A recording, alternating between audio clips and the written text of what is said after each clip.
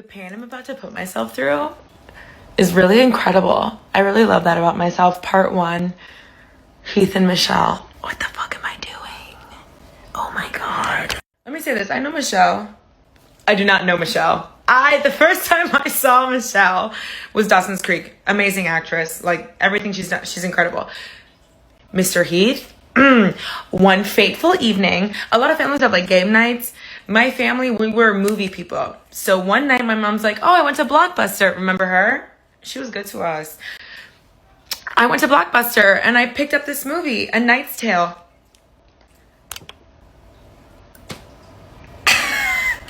Yeah, yeah.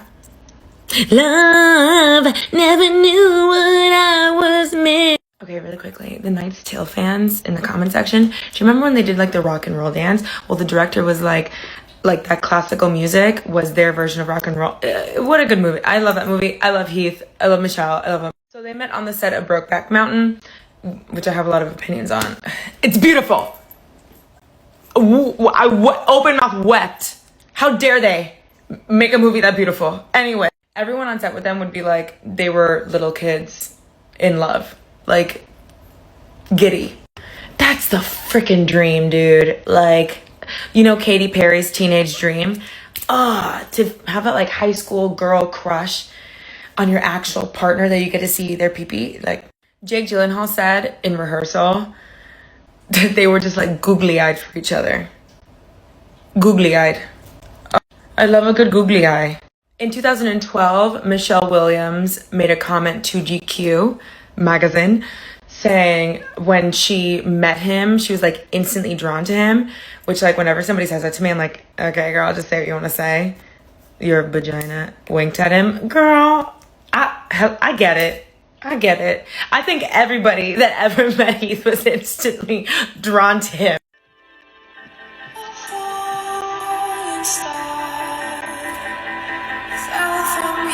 If you haven't listened to that song and sobbed, grow up. Michelle said like it was a lot of things that happened at once. Like they had so much to do because they felt like they didn't have like enough time together. Which like I understand because you get so excited. Like, how often do you like somebody, bro? As you get older, it's not great out here, you know? And then you meet somebody you really connect with, that you feel drawn to, and like it's exciting and you just feel like you have so much time to make up for, but the foreshadowing of that is kind of killing me. Part 2, Heath and Michelle. I've tried to record the second part 3 times and I can't do it without the wiggly lip cry. So we're gonna do it again, Tefi. Yes, we are. So they met filming Brokeback Mountain and they're married in the movie. Let me show you a clip. You want to get married again, Ennis? Me and the girls worry about you being alone so much. Well, once burned.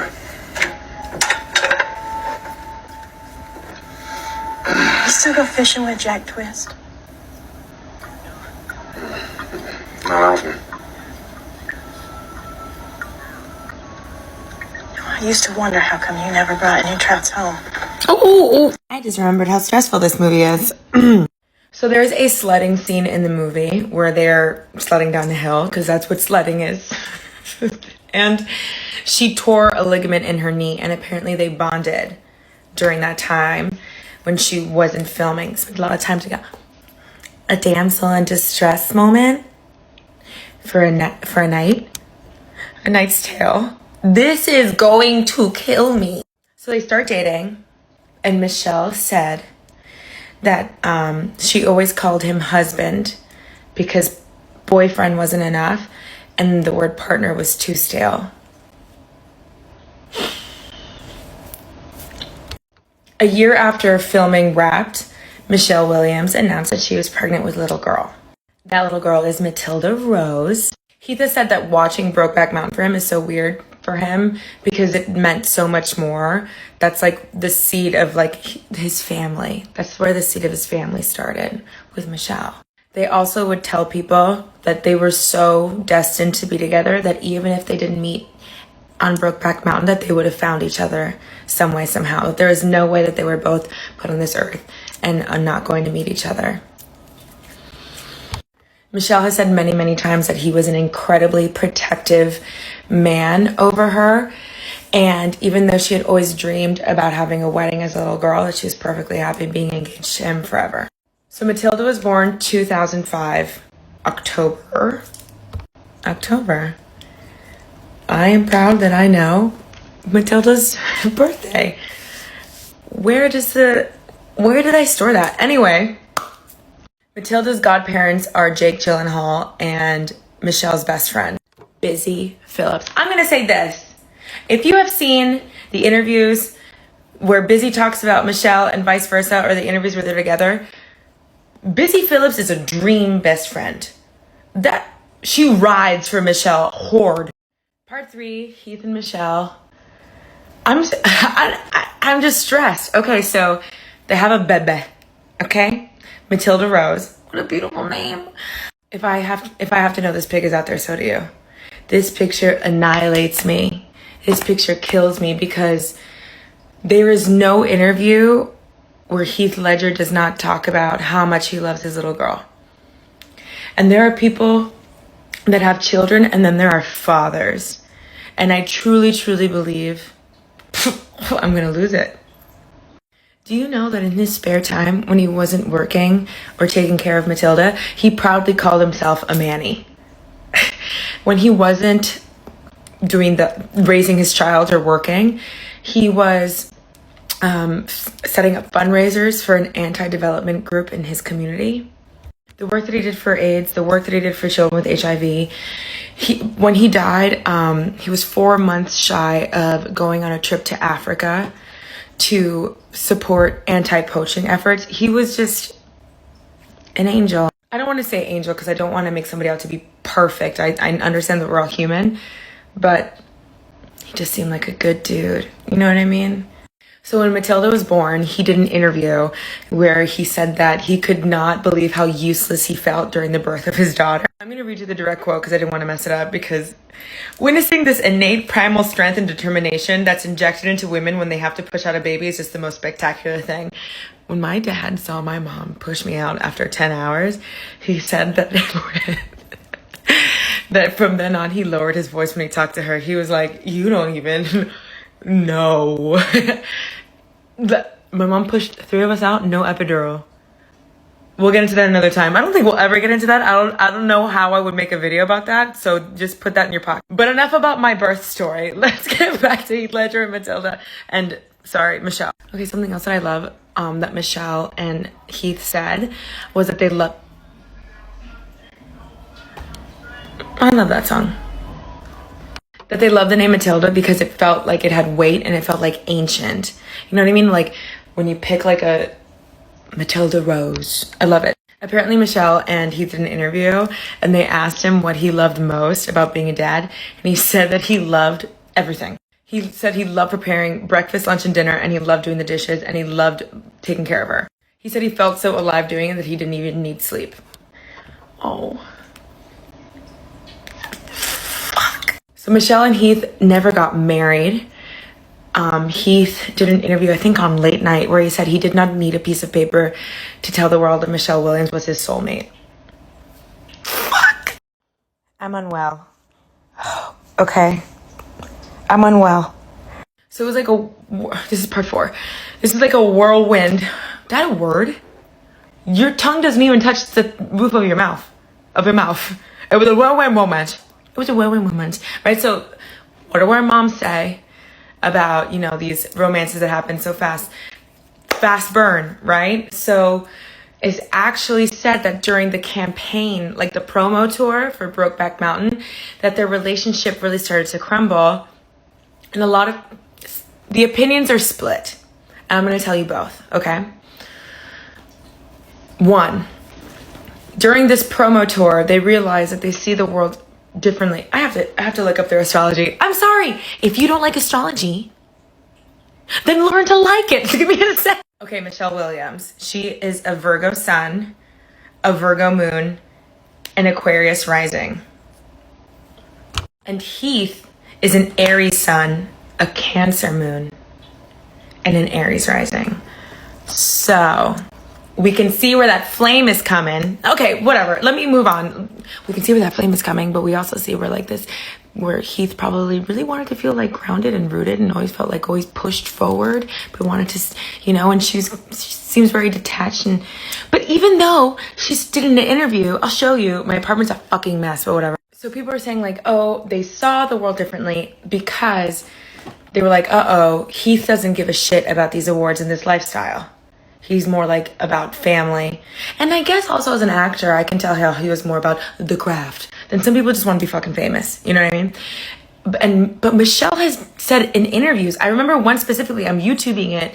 There's an ad playing, so I'm talking over it. Ugh. How she was never really ambitious. I'm not calling her a liar at all, but I'm saying the astrology, I hate myself. Michelle Williams has been famous for half her young life, but perhaps even she couldn't have imagined at 15, as one of the young stars on Dawson's Creek, that she'd turn into one of her generation's top talents. I'm not an ambitious person. I really didn't dream big, in a way. And at every point I felt like up to Brokeback Mountain, I said, at every point I said that's enough for me. And then there are other people who are like, it was Heath's drug use. But many people have said he was not a drug addict. He smoked a little weird. But clean as a whistle is actually like a direct quote that he did not mess around with that. And I'm running out of time. I've seen some quotes from like his friends and family and old directors he used to work with that Heath was always like, where did I go wrong? Why did I lose my family? Like, what did I do? Oh. Part 5, Heath and Michelle. Okay, so the relationship starts to crumble. And Michelle decides to move forward with custody hearings. And so in the last part, we talked about how Heath before was like, what did I do to lose my family? And his friends reportedly said that I ate some bad fettuccine, dude. Just kidding. So his friends reportedly said that he was really trying to do the right thing and really doing anything to please her, trying to make this work, and she was just not budging. Now listen to this. So during custody hearings, this is where their relationship, even as co-parents, just like completely crumbled because Michelle told the courts she wanted full custody because Heath was in no condition. His lifestyle was no lifestyle to raise a child in. And that's when Heath was like, I'm not giving you anything, Michelle. And they really went to war. It is now reported that she was talking about drugs and that he was not taking care of himself. I'm going to say this. I say it every freaking video. I'm 31. So I am blessed enough to have friends who have children. And what I have seen, and from my own experiences in my family too, not personally, whatever, there are people in our lives that want to be there, but I think as mothers, remember what Obama said? I'm sorry to bring up Obama right now, but Obama said that having children is like having your organs like walk around the world. I think your motherly instinct is like intent versus impact. I'm not going to let you harm my child, even unintentionally. So I think that's really a really hard call because you know that somebody loves your kid, but it might not be the kind of love that your kid needs. I have never met these people. So that's just a little input. So while I'm reading that like all this, the promo tour for like, for the Academy Awards for Brokeback Mountain really caused a big rift between them. I've also read that he was also partying really, really hard. And I think when people think partying, they think of like going to like a freaking rave, like Project X. But from what I'm reading, I feel like it was also like just getting shit-faced in the hotel. And like, so that's also really worrisome. However, everyone in their circle did not think it was the end. Even though they were fighting in the court, even though Heath wasn't taking care of himself, even though Michelle was being very stern about what she wanted for her child, nobody thought that they would never get back together. They're like, oh, this is it, because they are soulmates. Hello, welcome to part 6. You know what?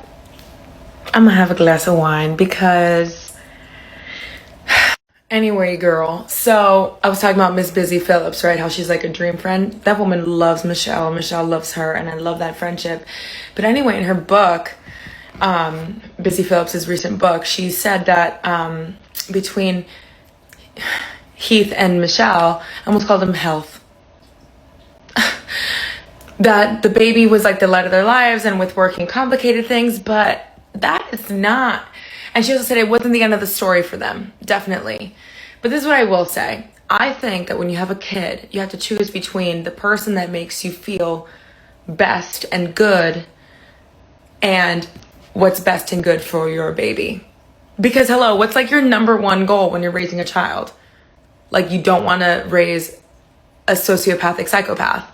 And I feel like unstable people who maybe don't have a handle on their vices absolutely is detrimental to your child. I do have a child. She is a tabby. But Busy does say in her book, it is always complicated when you're like 28 and movie stars and have a baby. And I can totally see that. Especially for someone as unambitious as Michelle. Michelle, it's okay to say that you want to be rich and famous and wealthy and incredibly talented. Because you are. People around Michelle have said in the beginning, she knew that she was very different from Heath. But she kind of ignored it because she was so madly in love and loved the excitement of being in love like this.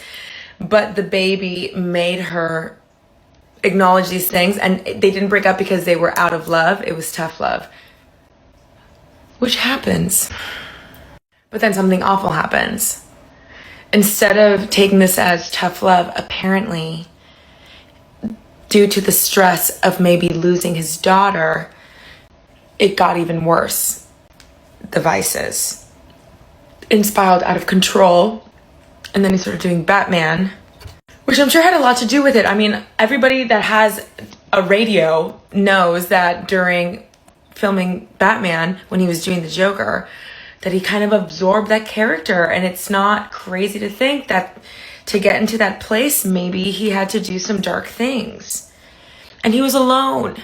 So near the end of 2007, Heath Ledger is in London. Oh yeah, we're doing it. Oh, the last two series, it ends horribly. Okay, so he is in London 2007, wrapping up a movie, The Imaginarium, whatever. And he had just finished A Dark Knight, okay? And he was having a lot of trouble sleeping. Part 7. So Heath Ledger, London.